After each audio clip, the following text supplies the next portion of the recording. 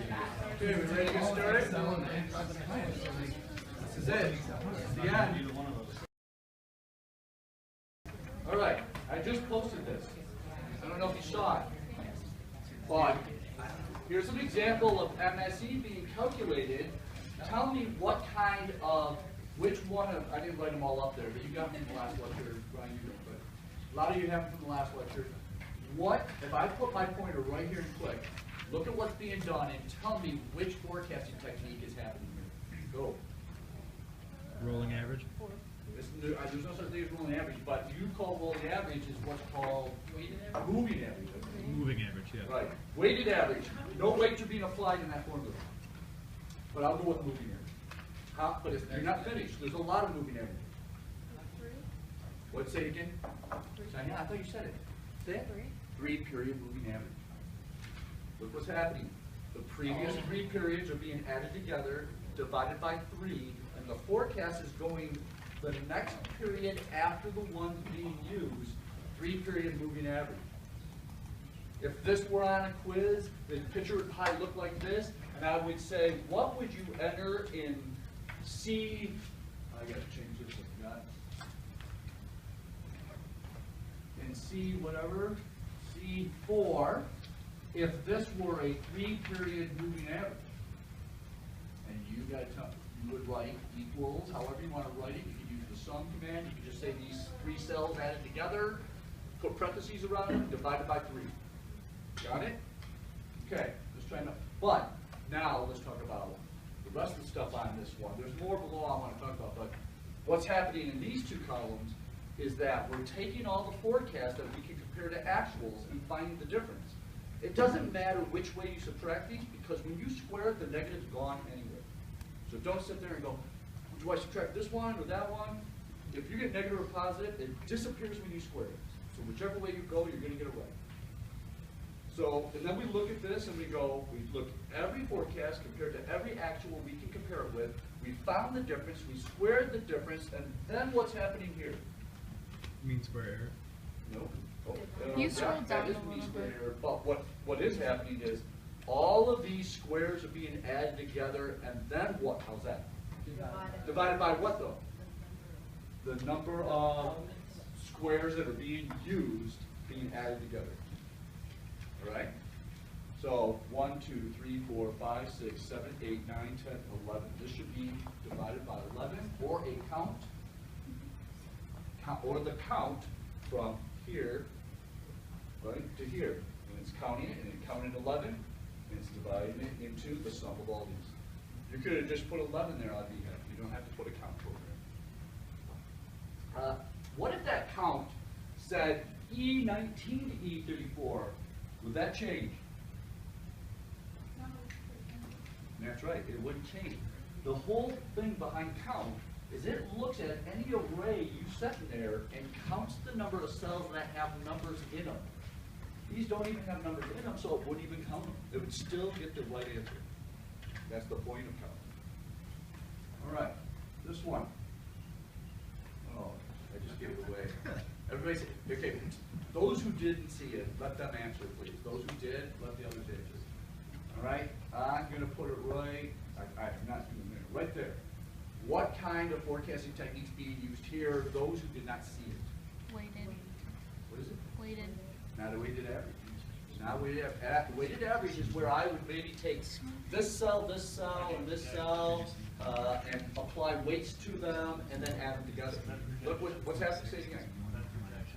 Not trend projection. I gotta look at it. No, not trend projection. Look what's happening there. We learned this just 2 days ago, you guys. Something's happening. Yes. That's it. Exponential smoothing. What's the exponential smoothing factor being used? Either 4 or 6. Well, the point, usually the first one's always, because it's going to be, you can look at this and say, oh, it's multiplying by the actual, and it's multiplying by, or C, the forecast. Gotcha. The smoothing constant is always being multiplied by the actual, and that's how you can then say, oh, 0.4 is the smoothing constant. You're familiar enough with these, because that's the kind of questions you should expect from this chapter is, hey, here's the formula being used in C41. What is the forecasting technique being used here? And what's the smoothing constant? You got to know enough about what that's about to recognize it and know which one of those two numbers, the 0.4 or the 0.6, is the smoothing constant. And if you look at the example, you go, oh, the smoothing constant is being multiplied by the previous actual. And then you figure out which number is being multiplied by the previous actual. All right, let me turn this off for a second and get to the next one. Hang on, wait a second. Come on, what happened here? That's it, there's only three? Oh, there's only three. Did I skip one? You must have. I must have? Okay, hang on. Yeah, you Oh, scrolled yeah, down yeah, and yeah, tried. now I realize what happened. Okay, here we go, right here. And, you ready? I'm gonna put my, that's the thing. I'm gonna put my pointer right here. I need you to tell me which forecasting technique's being used. You ready? Here we go. Which one's being used? That's it. They didn't hear you, so we got more people who can take a shot at it because you didn't hear her. So anybody else want to put in? She's right. Is that you, Shannon? Okay. She's right, but you didn't hear her, so I want to see if anybody else can get this. What technique's being used? You guys got to be on top of it. It's not smoothing average. Oh, you said moving average. There's more to it. You are correct. 4 period. That's right, Matt. 4 period moving average. He wasn't even here. On top of this. All right. Then what's happening is, notice that the first forecast is in the 5th period. Because a 4 period moving average, any of these moving averages, the forecast is always the period after the period's being used to calculate it. The number one mistake in moving average is, no matter what I say right now, somebody's going to put the forecast in lined up with the last number being used in the calculation, and really it's after it. The period after, not the same as the last one. All right. Now, I want to review this because it's so important, and that's the trend forecasting, trend projection. This is so important, so important, so important, that I'm willing to guarantee you it's on your final. That's how important this one is. Did you like it so much? I do. And somebody in this room is going to end up using this in real life. I know that because I never thought I'd use it, and it ended up being the best one. And is the number of periods being used in the calculations. This is the sum of the total of this column when we take each time period times the actual numbers. It goes on and on and on. And what was the first step? I said, when you're given data and you're told to do a trend projection, I said, I found it easiest to set it up how? A chart, but what I said I was using? Oldest to newest to recent. The Oldest to recent, most recent. Yes, there you go. That's true too. I set up a chart with columns, and I make sure the data is going from the oldest to the newest. And it looks like, hang on, that. And so we take this data and we put it from the oldest to the newest, in this case going from March all the way to November. Here's the actual number of jobs this plumber had. We're trying to do a trend forecast. But the first thing we want to do is we want to see how the trend forecast would fit the data. That's part of this also. How did we get to this column right here? We take each individual time period, 1 through 9, multiply it by its corresponding number of y, which is the actual number from that period. 1 times 353, 2 times 387, 3 times 342. And that's your ty. That number right there is the number you would plug in where that weird symbol is that it looks like a foreign language. Right there, that sum, ty, is the total of that column, 17,844. And is the number of periods we use. We got a number from 1 to 9. 45, now let's look at our columns. All the numbers are right here. The formula says sum of t, the little sum symbol and the t. Here's the t. When you add up all these, 1 plus 2 plus 3 all the way to 9, 45, that's why that gets plugged in right there. The next one is the sum of y. Here's your y. We add all this actual data. That's what we're plugging in the numerator part of that formula, right there. Now here's where the most common mistake takes place in the denominator. I don't even want to show you the answer, I want to show you the formula. So see if you get this. This compared to that. This is the most common mistake. These are two different numbers you're plugging in. And what's that? 9. This is that last column when we get back to that slide. It's where we took every t individually and squared it. 1 squared, 2 squared, 3 squared. And then add that whole column up. That's what gets plugged in here. But this is the sum of just the t's at that first column, that 45. Then that gets squared. Completely different, even though this is where everybody, a lot of students end up using the same number here, but they're completely two different. So, you ready? Here's the columns again. When you set it up, is take the data, put it in order from oldest to newest, number them, 1 to however many pieces you have. 2, take the corresponding actual data that belongs with that period and line it up corresponding. Then go straight across individually and multiply them to get this column. Then take every one of your time periods and square them to get that column. 9 squared is 81, 8 squared, 7 squared. Add every one of these columns and get your totals, and you now have all the numbers to plug in. B sub 1 is what you're calculating, which is called the slope. There's the slope right there. We got to go a step farther here. 7.4.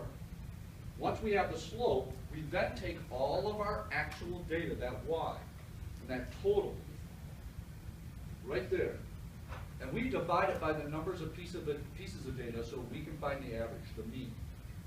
And this is in the next calculation. Now that we have our slope, we have to get the intercept. And we have to find the mean of that and the mean of t. So we take this column's total and divide by the number of periods. Now that we have these two additional numbers, makes this very easy. The mean of y, which is that total divided by 9, minus, now don't get fooled here, it's a minus, period. Whether you have a negative or positive, you got to figure that out, but don't change this to a plus. Realize the only way you'd be adding here is if this is a minus, a negative. If this ends up being negative, would be the only reason you'd be adding here. Times the mean of t, that column total, divided by the number of periods. We take all of this, we found the intercept. 349.667. Okay? Now that we have these two, we can use any period number and make a forecast. But in this example, we're forecasting the future. But if this problem says calculate the MSE, you have to calculate as many forecasts to match up with the data you have to see what the difference would be, to see how well this fits. So my question for you is, how many forecasts would you have to do in this case? Don't get me wrong, this would never be this many, but how many would you have to do? How many would you be able to do based on the information you have, now that you have the slope and the intercept, and you want to see how well this fits your data? How many forecasts? Remember in exponential smoothing I said you only use the second forecast down. And then I said in 3-period moving average, you've got to start in the 4th period, so there's only so many forecasts you're going to have. How many forecasts will you have if you're using this one? 9. Every number can be entered into this and get a forecast. 349.667 plus 7.4 times 1 forecast. 349.667 plus 7.4 times 2 forecast, and so on, and so on. And that's how you would do an MSE now that you found the information you needed to do the forecast. Now, if this were a problem on the final, you would probably only have maybe 4 pieces of data, and you will probably already have this. But you won't have any of this. You'll just have this right there. But you'll have that all done for you. Maybe. But you see what you got to do to calculate MSE if this were a problem. You would say, I'm going to use 1 and figure out the forecast, 724 times 1, plus that. I'm going to use 2, I'm going to use 3, use 4. You've got your 4 forecasts. You're going to compare them to your 4 actuals, find the difference, do what with those differences? Somebody help. Square, thank you. Square them, add your squares, divide by, how many did we just talk about? 4. You got your MSE. No matter which technique that I'm asking for the MSE, it's all about figuring out how to find the forecast that can line up with the actuals and find the difference that you can do based on the technique I'm asking you. And that's why I think this spreadsheet I posted today, because it's calculating the MSE, if you notice, with 1 technique, 2 techniques, 3 techniques, 4 techniques, kind of. I mean, a different smoothing constant, but it's exponential smoothing. You can see another example. So there's 4 examples on here. How you can calculate MSE. I would have this ready to go while you're taking the final. Okay? All right. Now, this one is not hard, but because it's so weird, I get a lot of comments like, this is not as easy as it looks. And this one's called center moving average. Matter of fact, I don't think there's an example on here. It's mentioned right here, center moving average, right there. When it is used is when you're doing seasonal forecasting. And so, this isn't really an example, but you can see how it is being used. We're not going to cover this because you guys, won't be able to get sleep. So, I do want to just introduce you to it so you know it exists. This is more real to the real world because a lot of companies have seasons.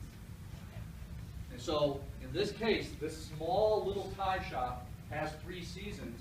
The owner says, hey, I sell a ton at Father's Day, and I sell a ton at Christmas. But then all the other months, you can group them together and they won't even add up to either one of those holidays.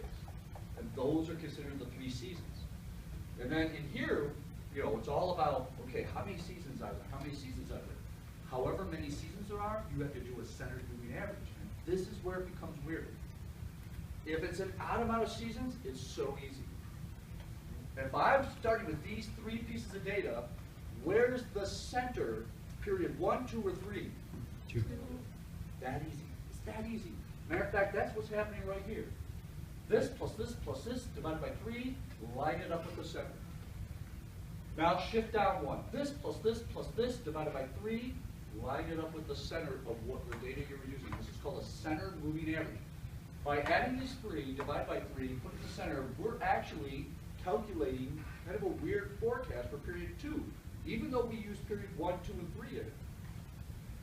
And we shift down, we do as many as we can until we can't use 3 pieces of data. And the only reason we're using 3 is because we determined the company has 3 seasons a year. Now, there's a lot of companies that have 4 seasons a year, or 6, or 8, or 2.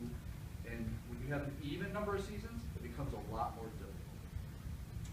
I jumped to that example, but this was the example I was going to use for 3 seasons. If I were to add this, this, and this, by the way, again, this is period 1, period 2, period 3, and I divide by 3, where do I line up that forecast I just calculated with period 1? 2. And I can compare it to period 2. Now I shift down. 456, 322, 568, I add those 3 up, divide by 3, I line it up with period what? 3. So that's the next one down. Get how this works. And so this is why you have no forecast here. Because these last 3 pieces of data had a center right here. There's no center there. That's why you have none up here also. So all of these techniques, you only have so many forecasts you can do to compare to actual. You ready? Where's my number I want to add? This company has 4 seasons, or 4 seasons, yes. Now look, I gotta make that 5, 6, 7, 8, 4 seasons. Okay, I need calculators. There's no way you can put this on me. Or I'm going to put hypothetical numbers just to get the point across. Because you know how much math is, how long this will take? We don't have all data. Anybody, whoever you help it, looks like you got determination on your face. You ready? This is 4 seasons. And the 4 seasons have to have a centered moving average. but it's an even amount. So when I add these 4 and divide by 4 to get that centered moving average, where do I place it?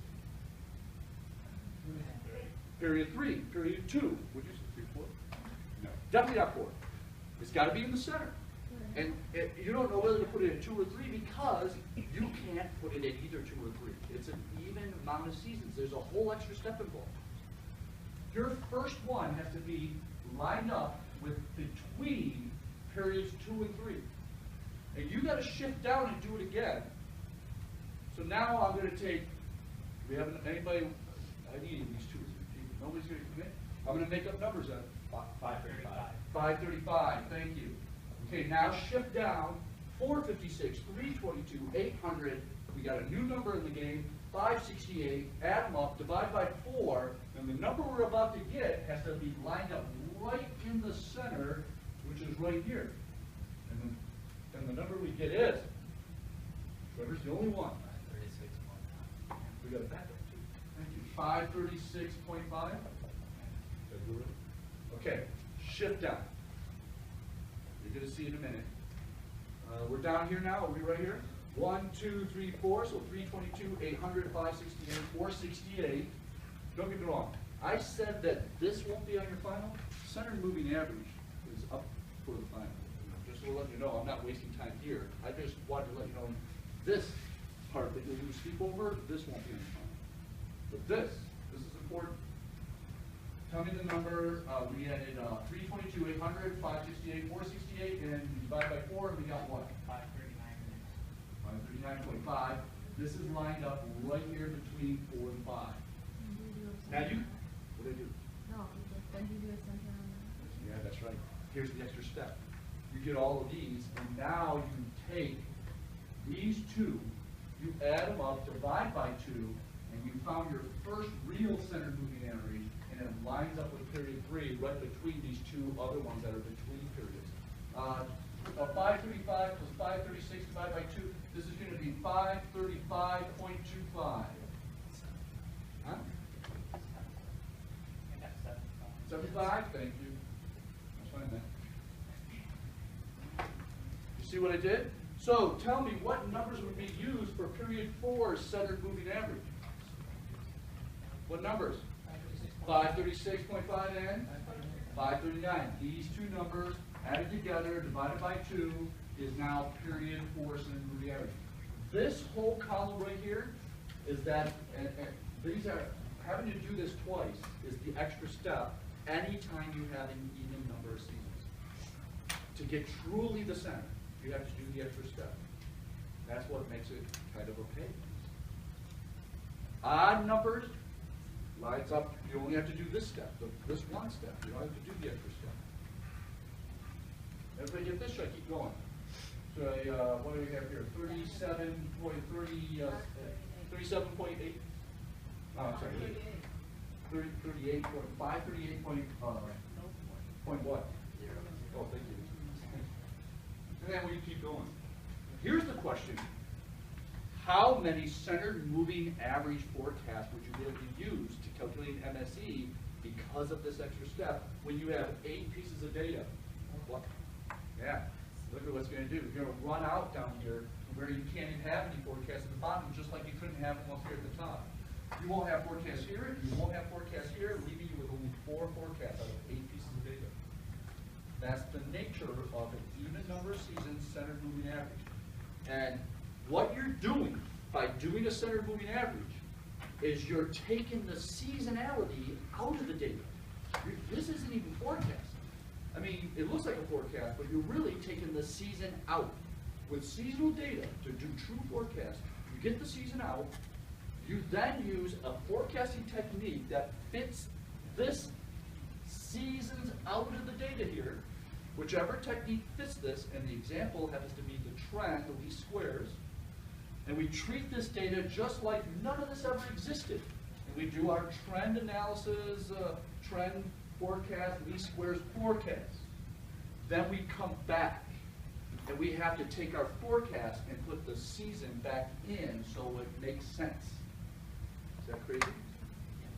It's not a spreadsheet. You get it all set up. It's easy. But it's the original first time you set this all up. Kind of makes it crazy. So look what's happening here. You ready? This is 3 seasons at this company. So we took the 3 and got all the season center moving averages we could get with an odd number of seasons. We then took these center moving averages and we divided it into the actual that it lines up with to get what's called an index number. So with all of them that we can divide into, 985 divided by 1664, 1995 divided by 1716, and so on, we get these index numbers. Then, are you ready for this? So then, we look at every index number that's available for that season. So look for season 1, no matter which year we're looking at, how many index numbers can you find that represent season 1? I'm looking at season 1. Here is one of them. Here's 2. Here's 3. So there's 3 of them. Add those 3 up, find the average. Now go to the next season. Here's 1. Here's 2. Here's 3. Well, this one has 4. Add them up, divide by 4. You do that with each season. And then you have to do a little thing to kind of make sure they're exactly where they should be, called the seasonal index numbers, scaled numbers. And they have to, each season when they add together, have to add up to exactly the number of seasons that exist. So if you take season 1, season 2, and season 3 and add those 3 numbers, and it's repeated here, and it's repeated here, they should add up to exactly 3.0. And when you get to these index numbers, and you take each one of them, and you try to find the average, and you add the 3 seasons together, and they don't add up to exactly the number of seasons, you have to do a little more math to adjust them until they do. Then you bring them back here, and now you take these perfectly designed to take the season out of data, and you take the actual divided by that number, and you now are taking the season out. What's happening at this tie shop when we get the season out year over year? Are sales going well or not going well or just stagnant? Which direction? You guys, this is the last question. It's increasing. Increasing. So we kind of see a trend almost happening there. So we'll use trend analysis. And you would treat now that data just like you just did here. We'll set up our columns. With that new data, we've set up 1 through, I can't remember how many pieces we have. That data we've just calculated here, go straight across, square each one, get these totals, plug them in to get your slope, plug them in to get your intercept, and then forecast the future. So my question is, let me go back here, is if I want the whole year next year to be forecasted, we have 4 years here, I want the following year, what numbers would I use with the slope and the intercept to calculate the forecast for the 3 seasons of next year? So what number am I at? Look at this data. Number it. What number would be the future? I got to look. 1, 2, 3, 4, 5, 6, 7, 8, 9, 10, 11, 12. You use the number 13, 14, and 15. And you're forecasting the seasoned, de-seasoned data for the future. Then you take those forecasts, use these numbers to put the season back in, and now it looks like these. That's seasonal forecasting. That is actually the most commonly used business forecasting techniques because there's so many businesses out there that have seasons. Some businesses will take and cut their years up into parts and do forecasts for parts because they look at their businesses in quarters or something like that, maybe not necessarily seasons. So I just want to make sure you realize what's involved to do this. All right. We can do center moving average. We know how to do MSE. We reviewed how to do the trend. We've got to look at how to, if there's seasons involved. Again, from here over will not be on the quiz, final, but center moving average. You should expect that possibly to be one of the ones that could be from that chapter. As well as, what is there, moving average, like 3 period, 2 period, 4 period, moving average, center moving average. Weighted moving average, we didn't review, but watch the video. blah, blah, blah, blah, blah, blah, blah, blah, blah. So now I'm thinking that